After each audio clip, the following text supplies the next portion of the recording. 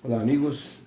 Vamos encerrar o estudo da lição número 12, a lição que falou sobre os escritos de Deuteronômio no Novo Testamento, e o verso áureo estava em Mateus 4, verso 4, está escrito: o ser humano não viverá só de pão, mas de toda palavra que procede da boca de Deus.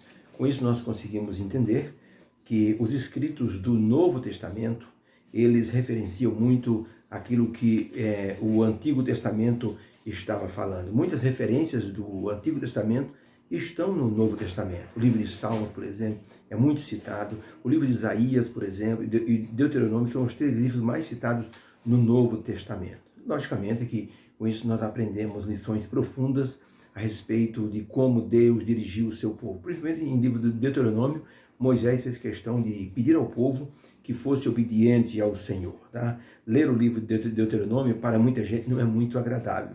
As pessoas não gostam da repetição assim das leis.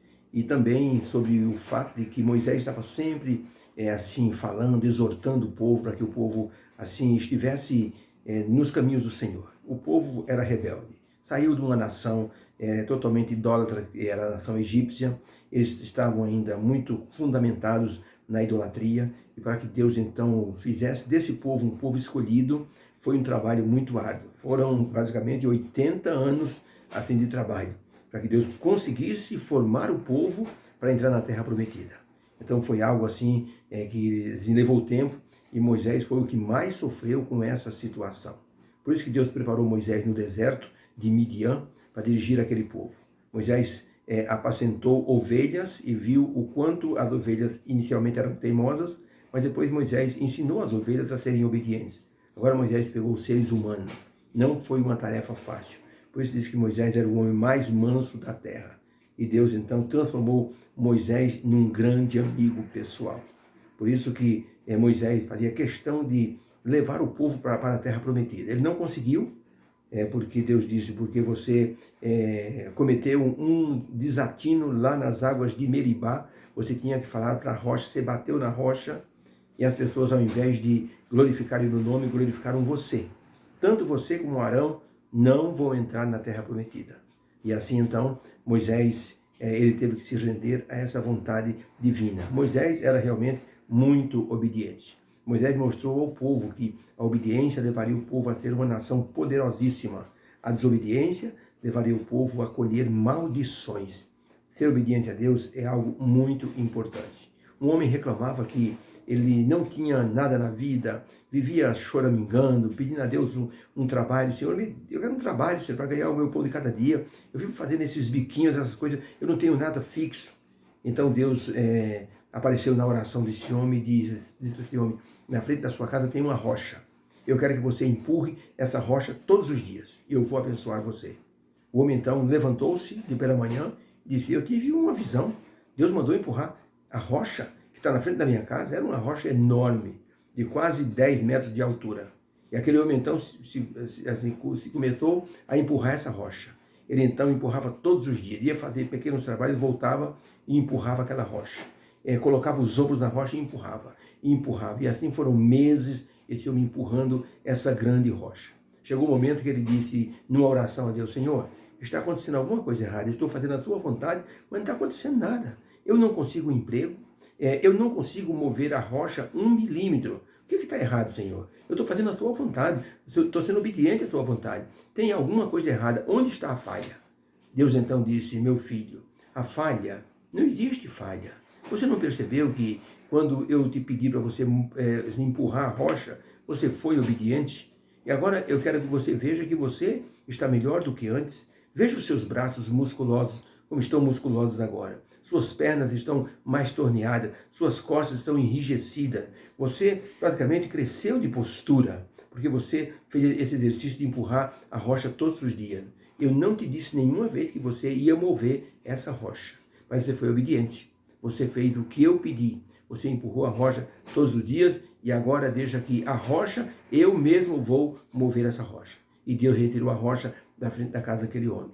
No dia seguinte passou um homem rico, parou o carro e olhou e não viu mais a rocha. Ele chamou o homem que empurrava a rocha e disse: onde está a rocha que estava aí. O Senhor conseguiu mover aquela rocha.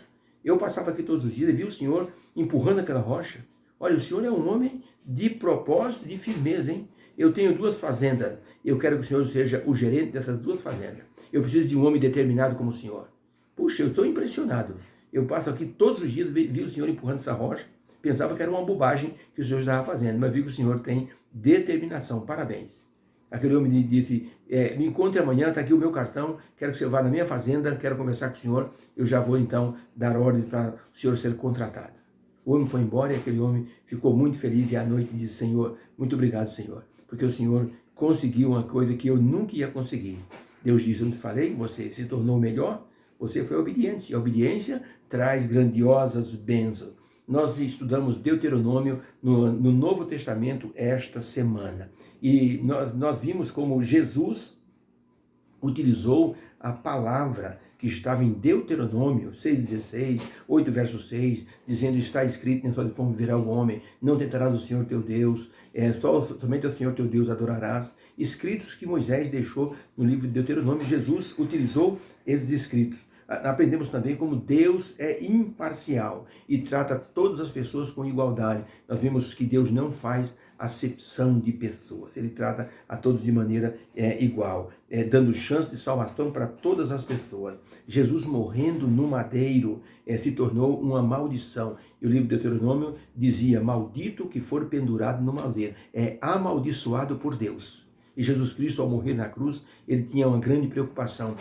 Ao assumir os pecados do mundo, do ser humano, ele se tornou amaldiçoado por causa dos pecados que estavam sendo pregados numa cruz. Mas é por isso que ele gritou, meu Deus, por que me desamparaste? Depois, então, com a ressurreição, a aprovação divina, e no livro de Hebreus fala que Deus colocou Jesus à sua direita e deu-lhe o cargo de sacerdote para ministrar em favor do ser humano. Tá? Moisés mostrou, pelo estudo que tivemos, Moisés mostrou que viria um profeta maior do que ele e a essas pessoas iriam ouvir. Moisés estava se referindo a Jesus Cristo. O apóstolo Paulo, ao escrever aos Colossenses e aos Efésios, o apóstolo Paulo disse, olha, Moisés disse que viria um varão, um profeta melhor do que ele, e nós devemos ouvir esse profeta, e esse profeta é o Senhor Jesus Cristo. O apóstolo Paulo mostrou isso. Depois, por último, na quinta-feira, hoje, nós estamos falando na sexta-feira, ontem nós estudamos sobre como Moisés mostrou que Jesus Cristo fez um sacrifício sem igual. E que se nós desonrarmos esse sacrifício, nós cairemos numa maldição, num castigo horrível. Ele dizia assim, coisa horrível é cair nas mãos do Senhor Deus Todo-Poderoso. Deus é amor. Mas também Deus é um fogo consumidor. Hebreus 12, 29 diz assim, o Senhor Deus é um fogo consumidor. 1 João 4, verso 8 diz, Deus é amor. Deus é amor, mas também é um fogo consumidor. Haja vista que Deus aceitou as pessoas que chegavam perto dele, mesmo com a presença dele. Nadab e Abiú, filhos de Arão, foram oferecer fogo estranho e morreram fulminados na presença do Senhor. O Senhor Deus é um fogo consumidor. E o apóstolo Paulo dizia o seguinte, não vamos desonrar o sacrifício de Jesus, tornando assim vulgar o sangue de Jesus Cristo. Jesus Cristo, ele é o upgrade, ele é a fase superior de tudo que aconteceu no Antigo Testamento. Todos os sacrifícios apontavam para Jesus. Na hora que Jesus morreu, tudo aquilo ficou para trás. Não é que não valia mais nada, ficou para trás, havia cumprido a sua função. Agora, um sangue melhor tinha tomado conta do cenário, o sangue de Jesus Cristo, o Cordeiro que tira o pecado do mundo. Então foi uma lição abençoada para todos nós e nós devemos sempre pensar o seguinte, obedecer a Deus nos traz então, muitos favores divinos. Por isso, e nós temos que entender o seguinte, precisamos enxergar hoje a nossa necessidade de consagração, fugindo do pecado e permitindo que o Espírito Santo nos batize e nos impulsione para sermos a geração que terminará a mensagem do advento neste mundo, para que Jesus possa então voltar. Deus quer que nós façamos a sua vontade. Um homem queria ser um pregador. Ele diz, eu vou ser pregador no trem. Entrou no trem e começou a pregar. E foi muito bem, as pessoas aceitavam, ele tinha uma boa fala, ele falava de forma agradável, ele contava histórias, as pessoas gostavam. Mas um dia, quando ele entrou num vagão, Um homem nervoso disse assim, ó, crente do inferno, se eu pegar você aqui de novo, cala a sua boca. Eu não quero ouvir pregação. Se eu pegar você no trem aqui, eu vou dar uma surra, eu vou pegar essa Bíblia e vou rasgar e jogar fora. O homem então desceu, o pregador desceu na próxima estação e disse, esse homem é muito nervoso. Ele orou a Deus, Senhor Deus, não permita que esse homem estrague o seu trabalho.